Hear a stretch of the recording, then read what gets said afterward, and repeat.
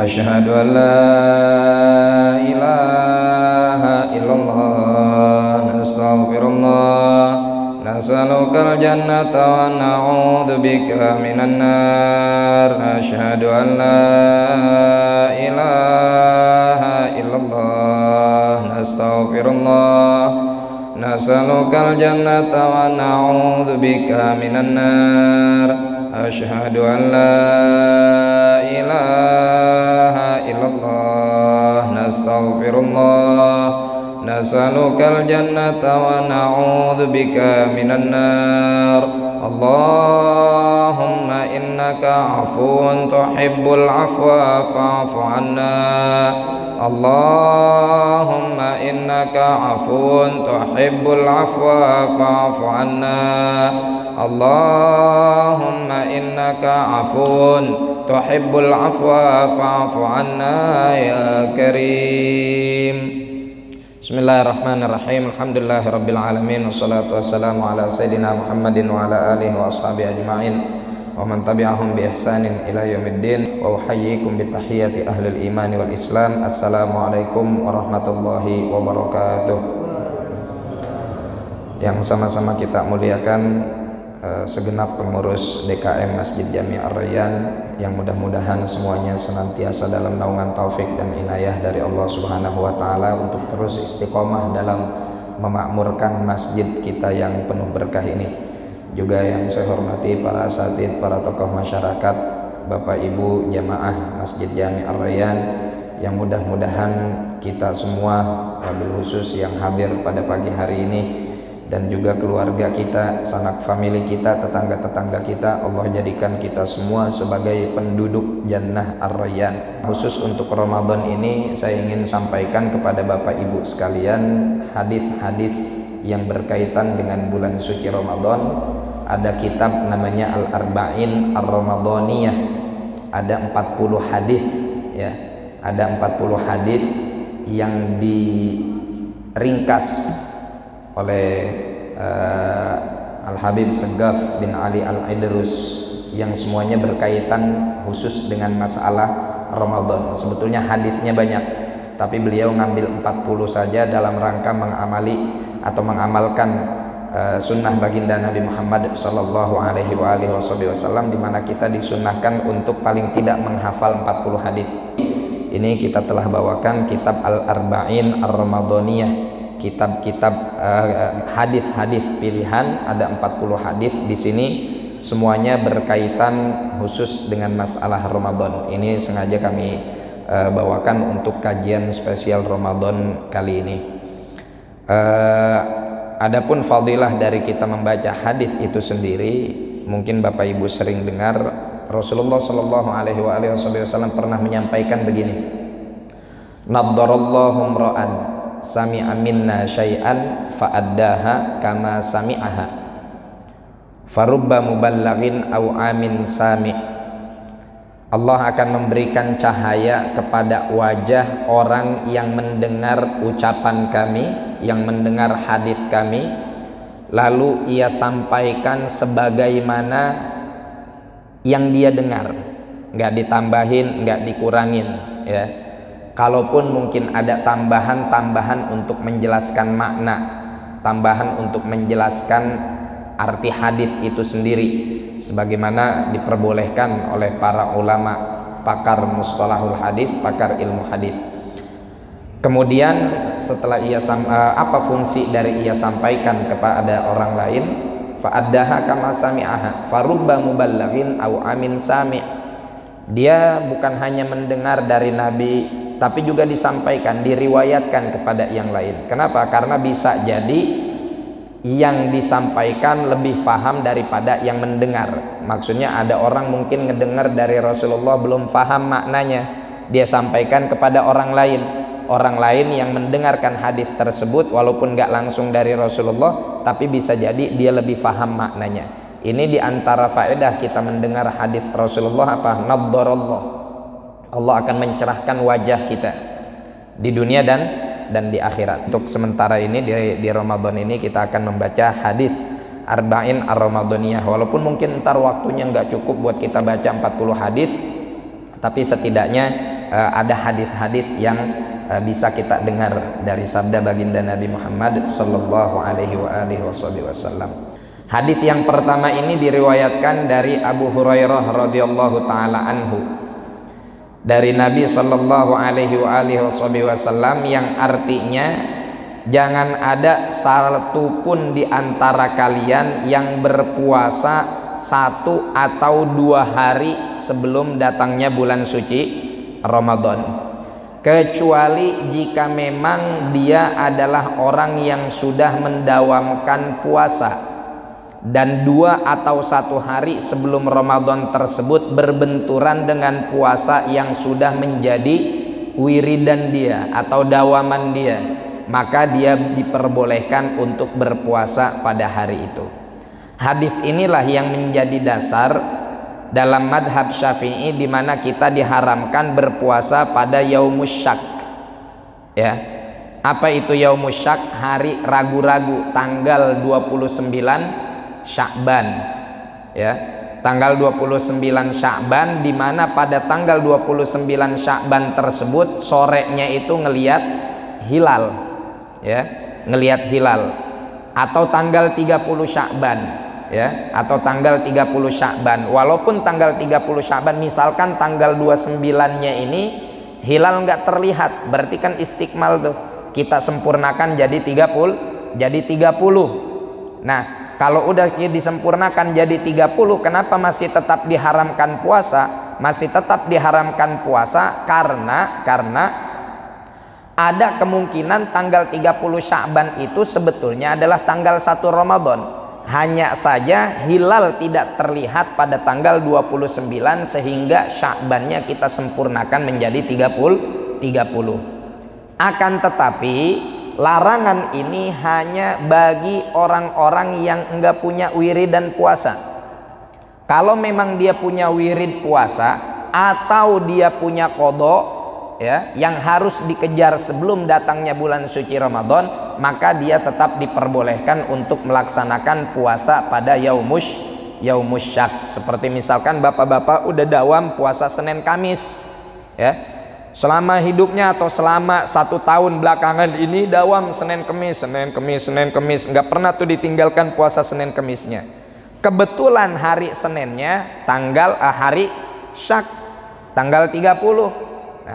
Boleh nggak puasa? Boleh yang kayak begini. Kenapa? Karena dia sudah punya wiridan atau sudah mendawamkan puasa tersebut. Tapi kalau bagi yang lain yang nggak punya dawam puasa seperti itu, maka dalam madhab kita, madhab Syafi'i, diharamkan untuk melaksanakan puasa pada yaumus syak. Ya. Atau ibu-ibu punya qadha, puasa tahun lalunya belum diselesaikan qadhanya karena misalkan haid, atau misalkan ditinggalkan puasanya karena menyusui atau karena hamil, sebelum datang bulan suci Ramadan yang sekarang nih udah harus diselesain tuh qadhanya. Nah, masih ada 1 hari qadha yang belum dikerjain, berbenturan dengan yaumus syak. Nah, yang ini juga boleh untuk melaksanakan puasa pada hari tersebut. Hadis yang kedua ini diriwayatkan oleh Al-Imam Bukhari dan Al-Imam Muslim dengan sanad mereka sampai kepada Sayyidina Abdullah bin Umar radhiyallahu taala anhuma, putra dari Sayyidina Umar ibnul Khattab. Satu ketika Rasulullah sallallahu alaihi wasallam sedang berbicara tentang masalah Ramadan, ya. Kemudian beliau mengatakan seperti ini, la tasumu hatta tarawul hilal, janganlah kalian mulai berpuasa sampai kalian melihat hilal. Wala tuftiru hatta tarauh, dan janganlah kalian lebaran sampai kalian melihat hilal. Nah, ini yang menjadi landasan dalil dalam madhab Syafi'i, ya, dalam madhab Sayyidina Al-Imam Syafi'i, di mana ketika kita memulai bulan suci Ramadan itu ngelihat hilal dulu. Makanya akhirnya kita pada nungguin apa? Sidang itsbat, ya kan? Hilal yang dimaksud di sini adalah bulan sabit, ya, bulan sabit di awal bulan, di awal bulan itu yang menjadi penanda masuknya bulan Qamariyah atau bulan Hijriyah, karena patokan kita bulan Muharram, Safar, ya, itu semua patokannya dengan perputaran bulan, perputaran rembulan, bukannya matahari. Makanya dinamakan al-ashhur al-qamariyah, ya, bulan-bulan yang berpatokan pada perputaran rembulan. Nah, ini untuk kita berpuasa, mulain puasa kita tanggal 1 Ramadan itu setelah kita melihat hilal. Kalau hilal berhasil terlihat, ya udah. Kalau hilal berhasil terlihat berarti besoknya atau malamnya udah masuk bulan suci Ramadan. Begitu juga nanti ketika pengen kita menyelesaikan bulan Ramadan, pengen masuk lebaran, ngelihat hilal lagi, ya, melihat hilal lagi. Kalau hilal terlihat berarti malam itu udah takbiran. Kalau hilalnya nggak terlihat, maka kita sempurnakan 30 hari. Menurut madhab Syafi'i, ya, saksi untuk bisa saksi yang diperbolehkan untuk melihat hilal cukup satu orang. Nah, sekarang bagaimana fenomena yang biasa terjadi di Indonesia ini, ya, disebar tuh beberapa titik untuk melaporkan hilal terlihat atau enggak. Nah, ini Indonesia ini negara yang luas, Pak. Indonesia ini negara yang sangat luas, ya, dari ujung ke ujung, dari Sabang sampai Merauke, sehingga ada potensi yang namanya ikhtilaful matali'. Apa itu ikhtilaful matali'? Perbedaan tempat munculnya bulan, ya, perbedaan tempat munculnya bulan yang secara geografis itu memang berpotensi di dalam negara yang yang cakupan batas wilayahnya sangat besar. Nah, karena ada ikhtilaful matali' inilah akhirnya disebar beberapa titik, dan fungsi dari qaror hakim atau sidang itsbat adalah untuk raf'ul khilaf, ya, karena hukmul hakim yarfa'ul khilaf. Ketokan palu dari seorang pemimpin itu menghilangkan potensi khilafiyah perbedaan. Makanya mayoritas para masyayikh kita walaupun mungkin terkadang mereka punya hitungan tersendiri bahwa menurut perhitungan mereka Ramadan sudah masuk nih, tapi kalau kata qadhi, kalau kata hakim dalam hal ini pemerintah sudah mengatakan bahwasanya memutuskan yang berbeda, maka tetap kita ikuti aturan pemerintah, karena yang namanya qararul hakim atau keputusan seorang hakim itu mengangkat khilaf yang terjadi di tengah masyarakat. Bighaddin nazar, tanpa melihat hakim itu fasik atau tidak fasik, itu urusan dia dengan Allah Subhanahu wa ta'ala. Tapi tetap keputusannya secara legalitas syariah dalam fikih kita tetap dikatakan sebagai sesuatu yang mengangkat khilaf atau perbedaan. Hadis ini diriwayatkan dari Sayyidina Jabir bin Abdullah radhiyallahu anhuma. Rasulullah bersabda, umatku diberikan 5 keistimewaan pada bulan suci Ramadan yang mana nabi-nabi sebelumku enggak pernah mendapatkan 5 keistimewaan ini. Nah, biasanya kita kalau dengar bonus bahagia hati, Pak, ya. Ini bonus dari Allah buat kita, lebih dari sekedar THR, ya, lebih dari sekedar THR.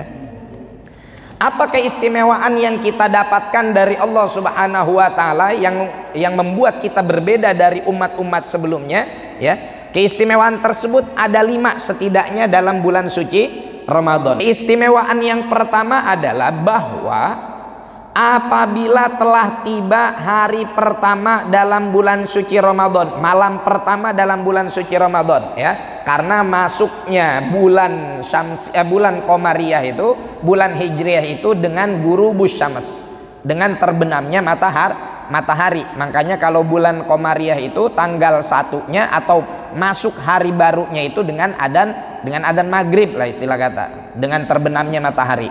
Dengan terbenamnya matahari, nah, udah masuk dah tuh tanggal baru. Kalau Syamsiah kan perubahannya jam 12 malam.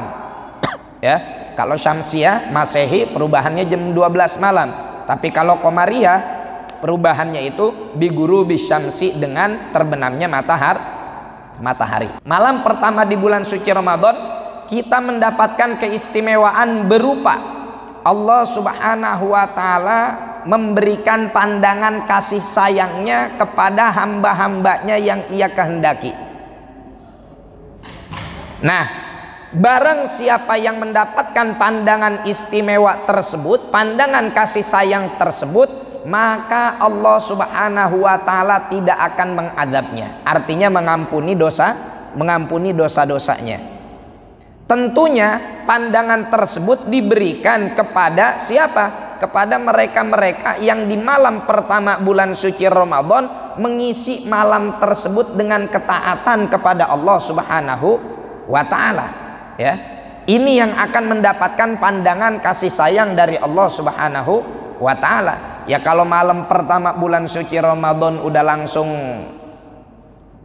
melakukan kemaksiatan, yang gak bakal dapat pandangan kasih sayang tersebut dari Allah Subhanahu wa taala. Keistimewaan yang kedua adalah bahwa aroma bau mulut yang keluar dari mulut mereka ketika mereka sudah berada di waktu sore, karena udah kelamaan itu mulut nggak ngunyah, kelamaan mulut nggak beraktivitas, kelamaan diem, ya, karena nggak ada makanan yang masuk sehingga aroma mulut jadi bau ketika sore misalkan. Atau aroma mulut orang yang berpuasa, apa kata Rasulullah, menurut Allah atau di sisi Allah Subhanahu wa taala itu lebih wangi daripada minyak misik. Artinya apa?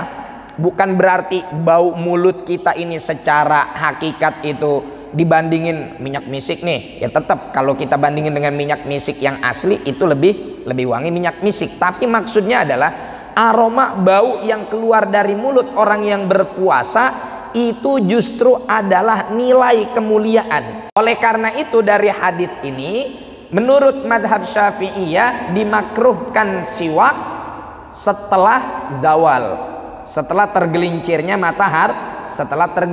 matahari, makruh tuh kita bersiwak. Kenapa?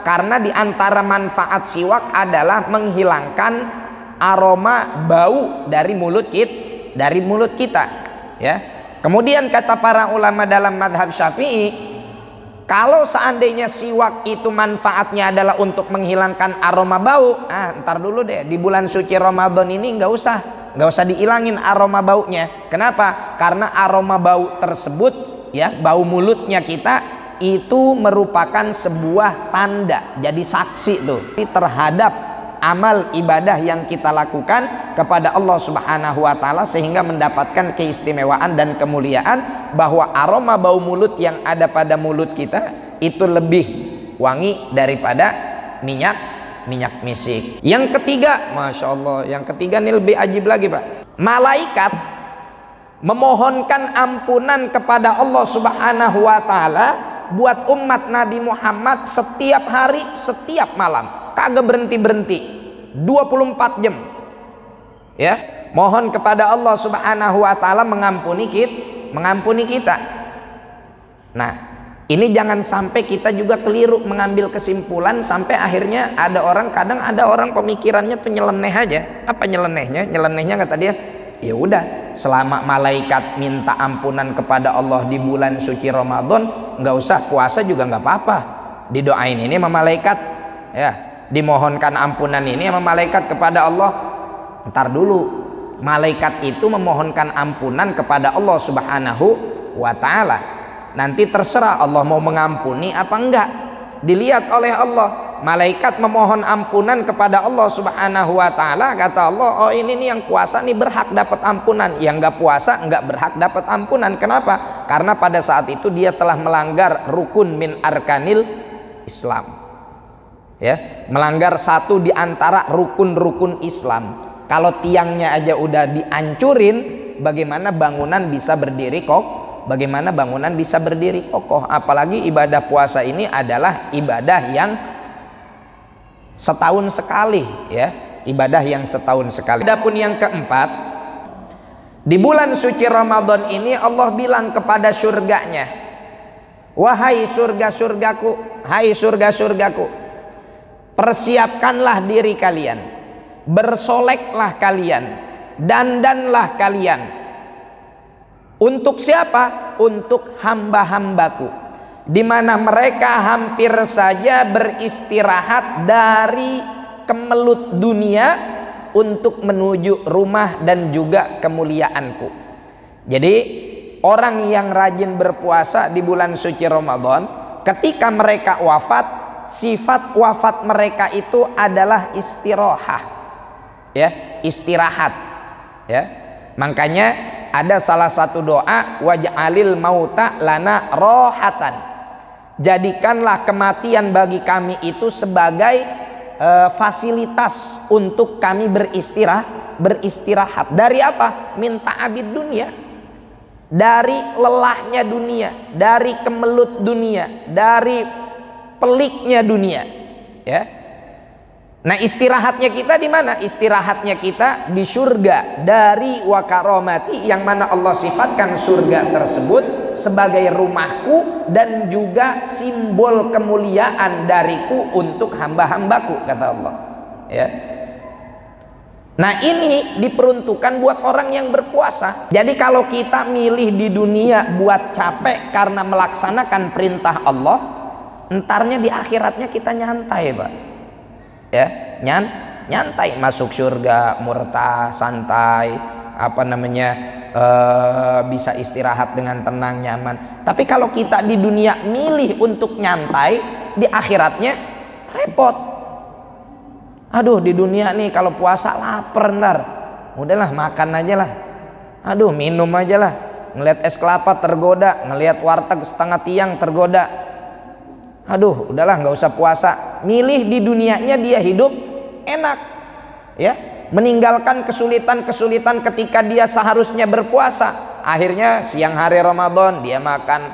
Bahkan yang lebih parahnya lagi, terkadang ia tajahar, terang-terangan, ya, seakan-akan menantang Allah Subhanahu wa ta'ala. Oke lah, kalau urusan taraweh mungkin Bapak cari nafkah enggak taraweh karena nyari nafkah itu wajib, taraweh itu sunnah, nggak jadi masalah, ya. Bapak silakan cari nafkah yang hukumnya wajib untuk memberikan nafkah kepada anak istri dan keluarga, sehingga nggak sempat taraweh, meninggalkan taraweh, nggak jadi masalah karena taraweh sunnah. Tapi kalau puasa jangan sampai dikorbankan hanya karena ingin mendapatkan materi dunia, ya. Makanya kan kata Allah, wa may yattaqillaha yaj'al lahu makhraja wa yarzuqhu min haitsu la yahtasib. Yang bertakwa kepada Allah, melaksanakan perintah Allah yang wajib-wajib, khususnya menjauhkan yang dilarang oleh Allah, Allah akan beri dia solusi dari setiap permasalahan dan diberikan rizki dari jalan yang tidak diduga-duga. Nah, kalau seandainya ini orang milih nyantai hidup di dunia, nggak mau sulit, nggak mau repot, maka nanti di akhiratnya justru akan ribet, nggak bisa nyantai, ya kan? Ya udah nyantai di dunia, sekarang di akhirat giliran digodog, ya, disetrikain sama malaikat zabaniyah, wal iyadu billah. Keistimewaan yang kelima adalah bahwa di akhir bulan suci Ramadan, ya, yang besoknya kita takbiran, apa yang kita dapatkan? Allah Subhanahu wa ta'ala akan mengampuni dosa mereka semuanya. La ilaha illallah. Diampuni dosa oleh Allah Subhanahu wa ta'ala. Di malam ke-29 atau di malam ke-30, Allah berikan ampunan kepada mereka semuanya. Merekanya ini siapa? Apakah seluruh umat? Enggak. Tapi alam taro ilal ummali ya'maluna fa idza faraghu min a'malihim wufu ujurahum. Tidakkah kamu melihat kepada para pekerja? Bukankah setiap kali mereka telah menyelesaikan pekerjaannya, mereka akan diberikan upah? Ya. Jadi maghfirah dari Allah itu upah buat siapa? Ya buat yang puasa.